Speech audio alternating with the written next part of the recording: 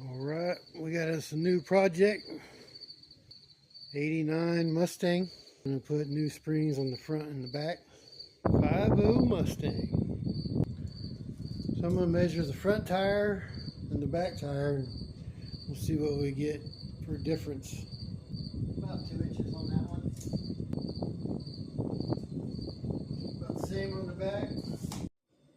Alright, let's do some measuring. When we started there was 2 inches. It's about 3/4, so we got a 1.25 inch drop.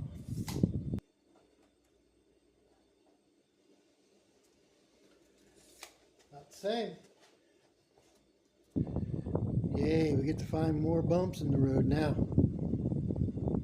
Alright, well that does it for this one. Try not to be mad about it.